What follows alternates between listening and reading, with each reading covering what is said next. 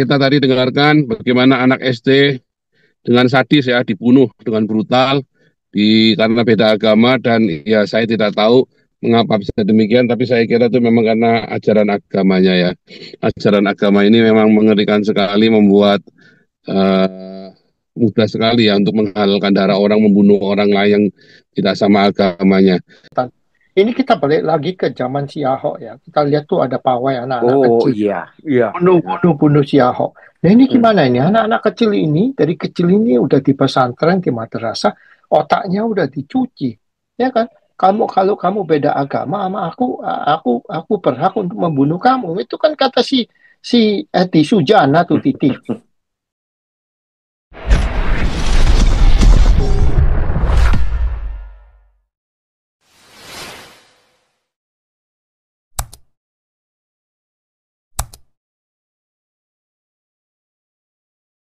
Oke, kita live sekarang.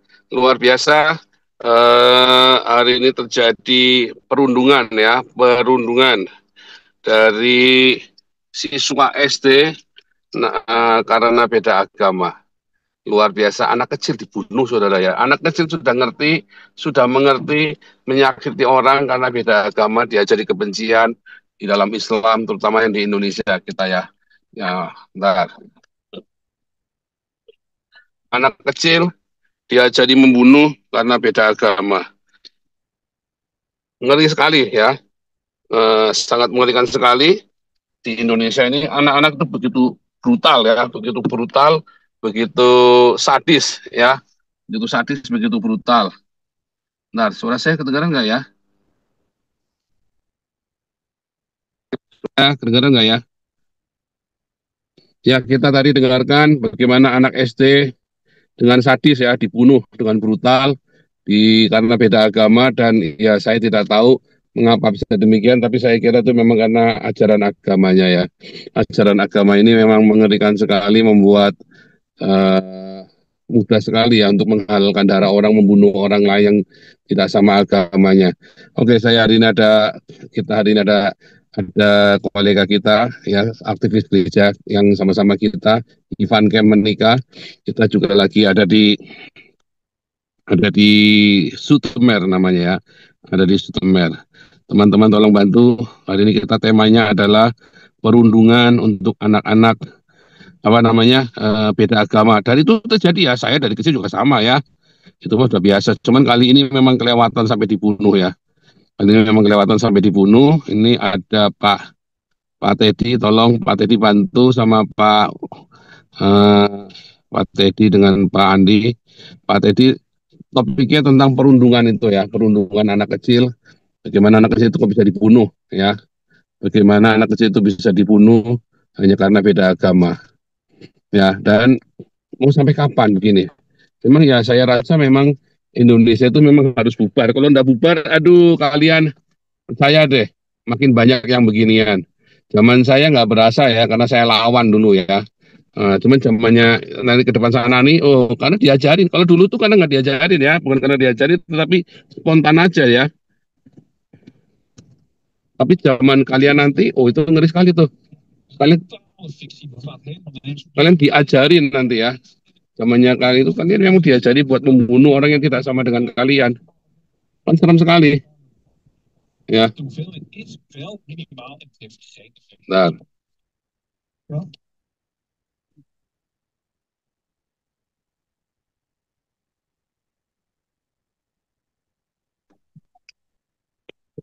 oke, sekarang Pak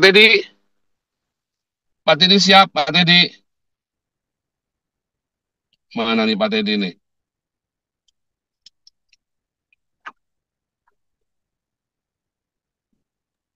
Shalom, shalom. Ya, Ya, tolong bantu diamankan ya Pak. Dan oh ya. fokus ya Pak, bantu teman-teman buat fokus. Intinya tentang bully. Tema kita adalah bully di Hmm. Indonesia dan mengapa orang-orang ini masih suka bully dan kebanyakan karena agama atau ras Pak. Ya, Hmm. seperti dulu saya pernah cerita, saya waktu kecil itu saya selalu berkelahi ya. Hampir tiap hari saya berkelahi. Ya, karena itu tadi, karena masalah bully ini. Ya, dan itu Hmm. memang benar-benar mengerikan. lampu ini. Oke.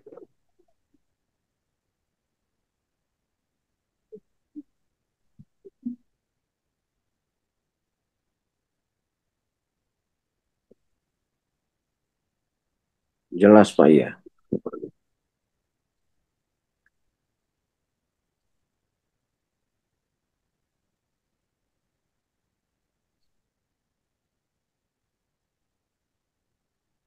Pastor, suaranya hilang, Pastor. Ya lanjut Pak Teddy. Iya, iya. Oh, thank you, thank you. Ya, teman-teman kita tahu ya apa itu perundungan. Perundungan itu sering kita sebut dengan bahasa aslinya bullying ya. Yang ya dari biol ke ing ya, bullying. Ada bullying itu. Itu biasanya adalah perilaku sifat manusia yang sangat agresif kepada orang yang lain ya. Dia sering melakukan itu dengan sengaja, teman-teman. Itu biasanya itu konteks begitu. Itu terhadap satu orang lain dengan anak-anak yang lain itu yang menyebabkan kadang-kadang orang itu sakit hati ya teman-teman, ada rasa tidak nyaman ya. Begitulah kadang-kadang itu terjadi dalam bentuk apapun, melakukan kekerasan fisik ya, melakukan kekerasan ya, secara verbal itu yang dilakukan. Baru bagaimana pemahaman kita tentang itu? Apakah itu diajarkan atau memang itu lahir daripada dirinya sendiri? Atau itu bullying itu terbentuk dari lingkungan dan lain sebagainya. Di dalam konteks perundungan anak ini, memang sangat menarik ya kalau kita bicara ini. Tapi yang masalah fatal bagi kita kalau perundungan itu, bullying itu sudah masuk di dalam pendidikan agama, pengajaran itu. Ya. Teman-teman kita tahu bersama-sama umpamanya dia menggunakan perundungan itu dalam bentuk dia menggunakan media sosial juga bisa itu. Sering kita dengar perundungan melalui media sosial. Ya.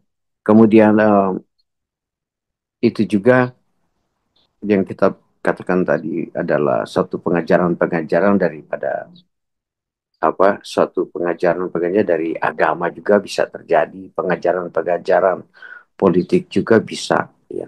Itu memang perundungan macam-macam gitu. Tetapi perundungan ini ya, ada yang tadi kita bilang sifat fisik.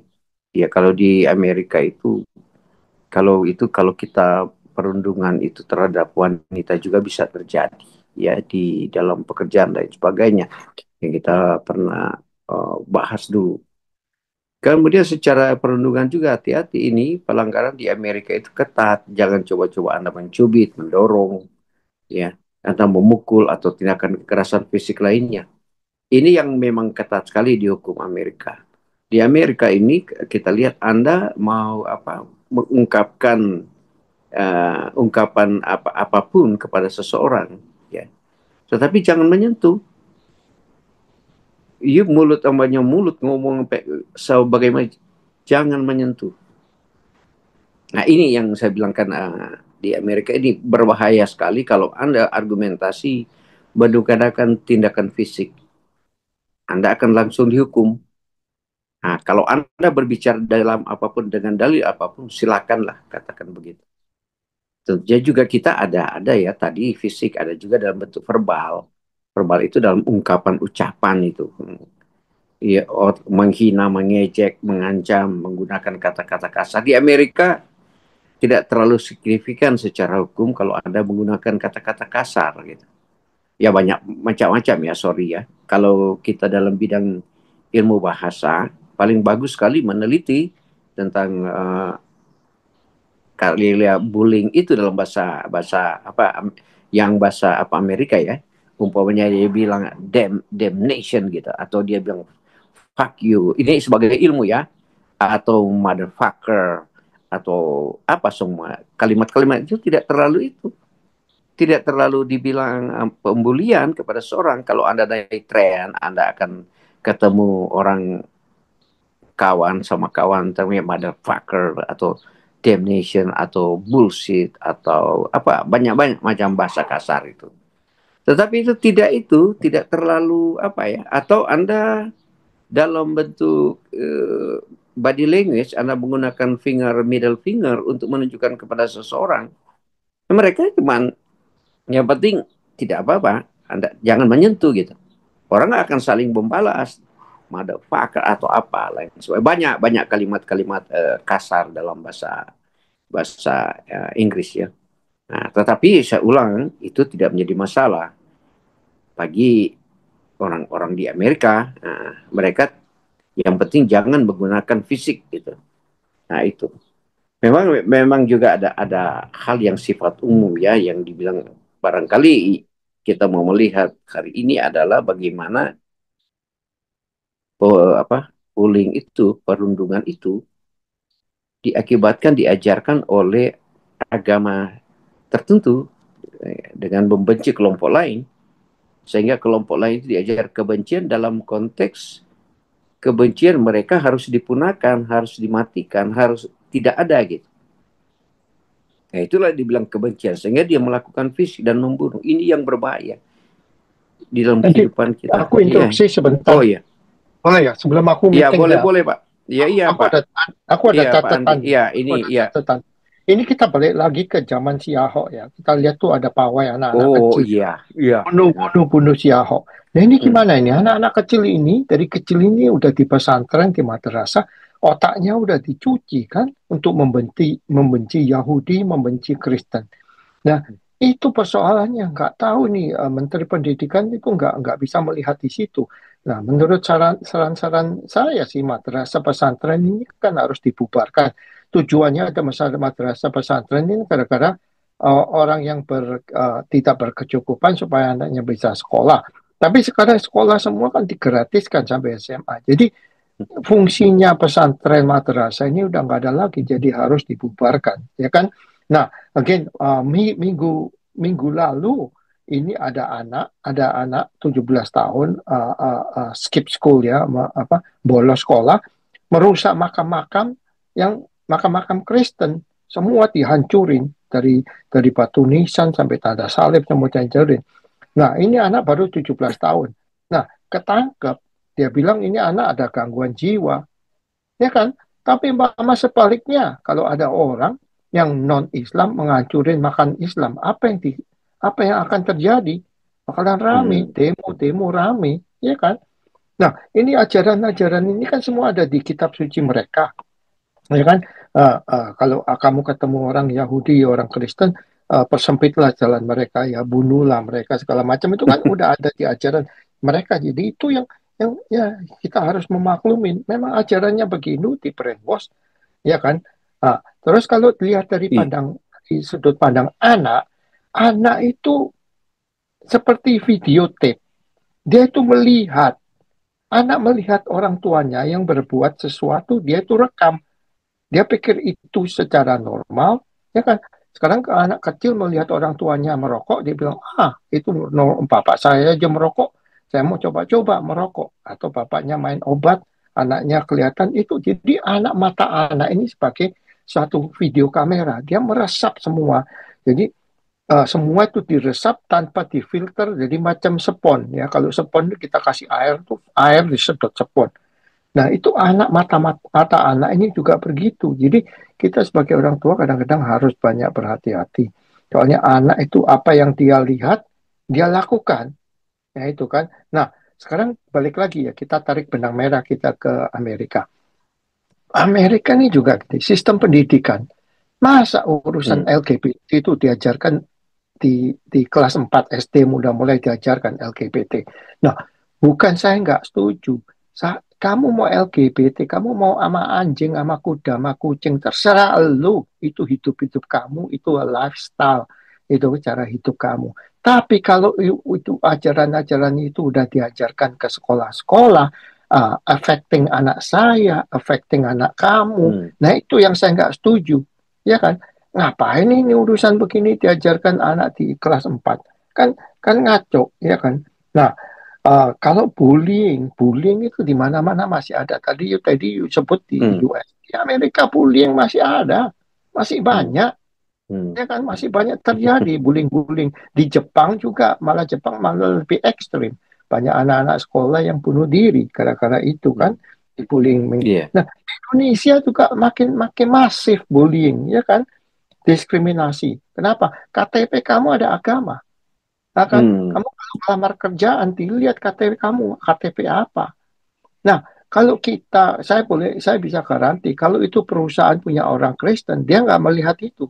Dia melihat kompensasinya, kemampuan dia, keahlian dia, bidangnya apa.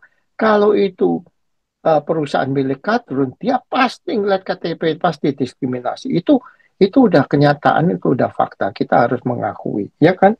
Jadi jadi bisnis itu melakukan hal ini, ya kan? Nanti kalau umpama kita we flip the coin, kita lihat ini perusahaan non Muslim yang punya, terus ini cuman mau menggaji orang-orang yang KTP-nya agama Kristen. Apa yang akan terjadi? Di demo lah, rame-rame. Tapi kalau Hmm. sebaliknya kan diterima. Sama perusahaan milik orang non Kristen, terimanya cuma non Kristen, nggak apa-apa, nggak ada suara, nggak ada demo, nggak ada apa-apa. Ya kan? Ya, Iya, ini benar. semua ini kan balik lagi ke ajaran mereka, ya kan?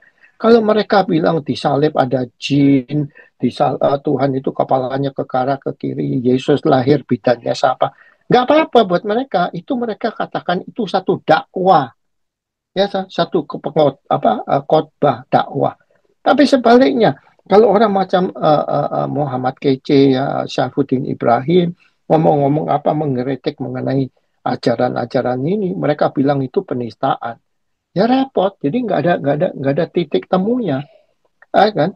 Apa yang mereka kritik, si Donditan, Dondi setan ini, si siapa lagi itu orang-orang itu, ya kan?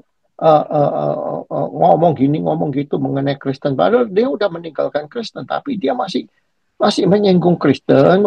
Kamu diskusilah agama kamu yang baru, jangan ngomongin agama kamu yang lama. Nah itu mereka katakan dakwah, ya kan? Kritik agama ini, agama itu, bla bla bla bla bla. Itu mereka lagi berdakwah. Begitu Muhammad Kece meluruskan apa yang dikatakan si Ustadz Abdul Somad, langsung, ya kan, sekarang kita lihat sendiri, penjara 10 Iya. tahun, mukanya ditepokin tai segala macam di penjara, digebukin di penjara. Nah itu loh, udah begini-begini yang sedang terjadi di Indonesia. Tapi kalau pemerintah nggak, ya pemerintah matanya melek, mereka melihat, tapi mereka nggak mau berbuat. Gara-gara apa? Takut di demo. Ya, ini sekarang Pak Pol tadi yang cerita mengenai anak kecil sampai berani membunuh. Ya, kenapa? Mereka melihat bapaknya berbuat kekerasan, mereka pikir ini normal-normal aja kan, nggak ada konsekuensinya, ya kan? Kalau kamu beda agama sama aku berhak untuk membunuh kamu. Itu kan kata si Edi Sujana tuh di TV, di depan TV. Iya.